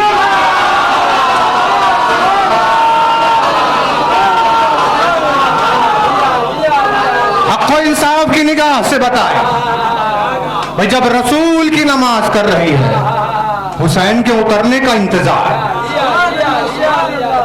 यानी नमाज मोमिन की मेराज और इंतजार अफजल इबादत, इंतजार अफजल इबादत। ये हदीस रसूल है कि अफजलुल इबादत इंतजारुल फरज, है ना। अफजल तरीन इबादत कौन सी है? इमाम का इंतजार करना। मोमिन की मेराज क्या है? नमाज पढ़ना। लिहाजा उजलत बाती से नमाज न पढ़े, नमाज में अपने कुछ रहने दे इंतजार, ताकि मेराज भी हासिल हो और अफजलुल इबादत भी शरीक हो जाए। इंतजार के साथ सलात हुई, बदल गया नमाज के तमाम होने का मिजाज, बदल गया इबादत खुदा का मिजाज। यानी हमें पता चला जब ये नाम आए तो मिजाज बदल गया, कैफियत बदल गई, रुख बदल गया, सूरत बदल गई। बस खुदा इस जज्बा ईमानी को सलामत रखे। हुसैन ने सवाल किया, कुछ आप बताइए कैसी है आपके नजदीक मौत? जवाब दिया, शहद की शीरीनी से ज्यादा मीठी। बदल गया जायक़े मौत का मिजाज। जवाब ने कैफियत मौत को बदल दिया, मिजाज मौत को तब्दील कर दिया। जब दाखिल हो जाए इनका नाम, बदल जाते हैं वहां मिजाज। बंदे करते हैं कबूलियत का इंतजार, नाम आ जाए तो कबूलियत करती है इबादत का इंतजार। बदलते हैं मिजाज। मौत शहद से ज्यादा मीठी। क्या जवाब है? जवाब में क्या क्या छिपा हुआ है? इरफान मजलूमी हुसैन।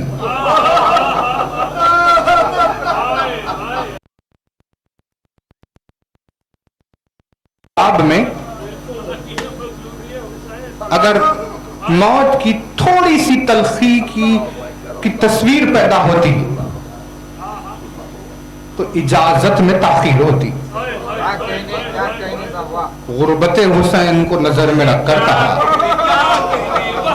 ऐसी शीरीन चीज से मुझे न रोकिएगा हुसैन। गुर्बत हुसैन को छिपाने का बदल गया मिजाज। फरोख्त अपनी जान को देकर उस मजलूमी को छिपा लिया, अपने जवाब से उस गुर्बत को छिपा लिया। 7 मुहर्रम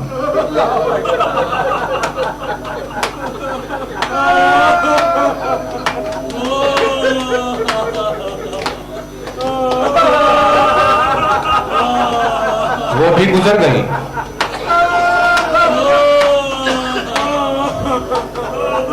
यानी वो रोज जिस रोज हुसैन के खैमों से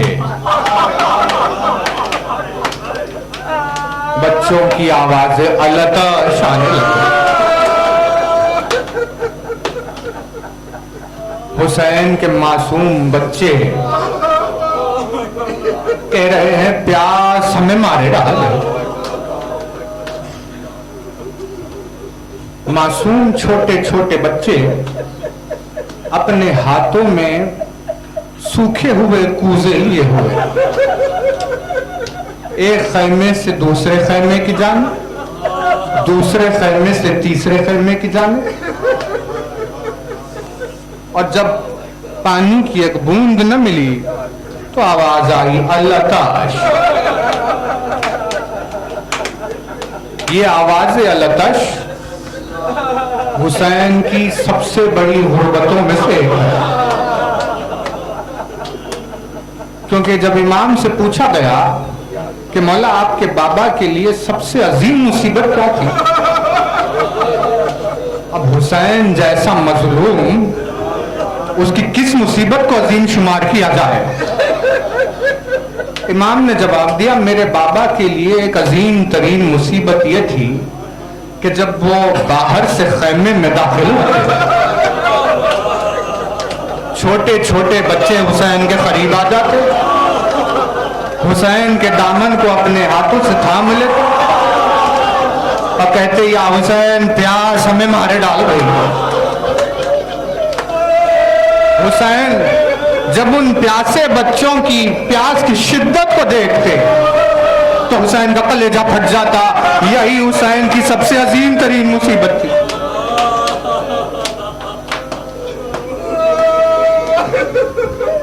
ऐसे मसाइब के दरमियान एक जानिसार ने चाहा कि अपने चचा पर से अपनी जान को कुर्बान कर, आकर कहा, मौला मुझे मैदान जंग की इजाजत दी गई। हुसैन है कुरान नातिक, कैसे इजाजत दे? कुरान कह रहा है अलम यजिद का यतीमन फआवा। देखो, जब कोई यतीम तुम्हारे सामने आए तो उससे जोर की आवाज से बात नहीं करना। जब कोई यतीम सामने आए तो उसके सामने अपने बच्चों से प्यार नहीं करना। कहीं ऐसा ना हो कि उस यतीम को अपने माँ बाप याद आ जाए। ये कुरान सामित यतीमी के ख्याल के लिए कह रहा है, तो कुरान नातिक की निगाह में यतीम का क्या मकाम रहा हो? किसी ने कासिम की इस यतीमी का ख्याल नहीं किया। इस यतीमी में पुरसा मिला बाप का नेज़ों और भालों के जरिए, खंजरों और तलवारों के जरिए। बार बार इजाजत के तलब करने पर जो इजाजत से रोक देते, तो एक मर्तबा अपने बाबा की वसीयत याद आ गई।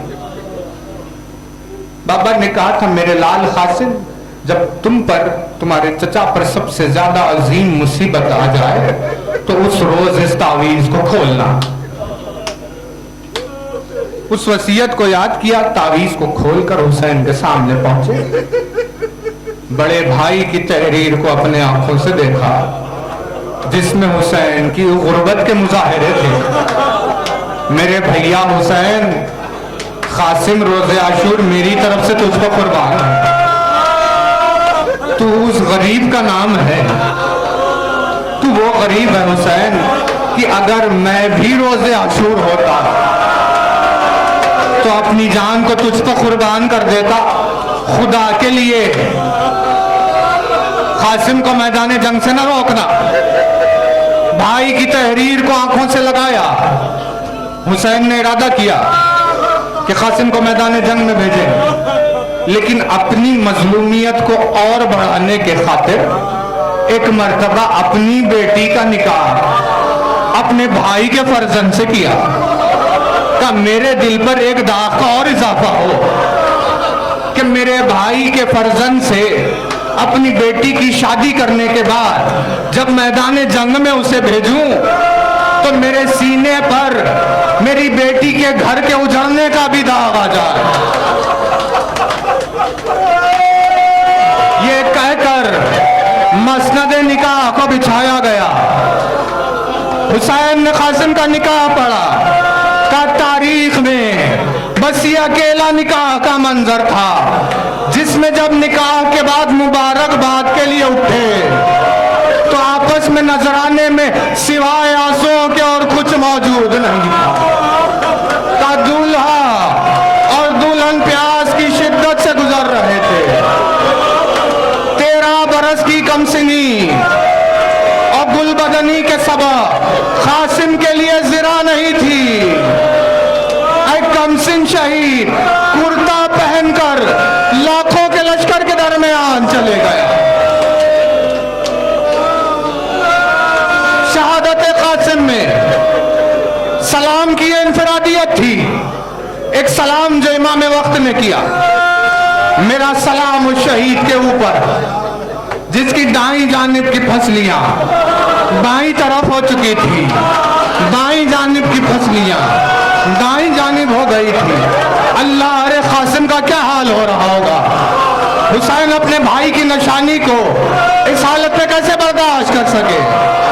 चारों तरफ से लश्कर टूट पड़ा। कासिम ने आवाज दी, चाचा जान मेरा सलाम कबूल कीजिए। लेकिन सलाम में एक इजाफी लफ्ज कासिम की तरफ से था, वो था अल्लाह जान। का चाचा जान जल्दी मेरी खबर लीजिए।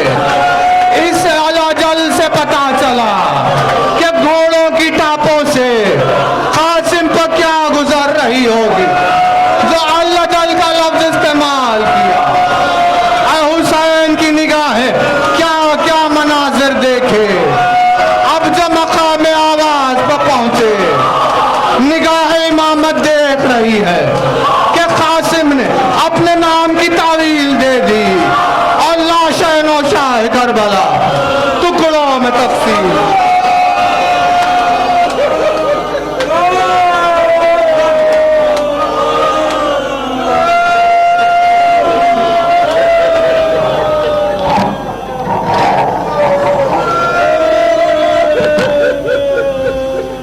क्यों गुलों की खुशबू से सारा रंग महकता है।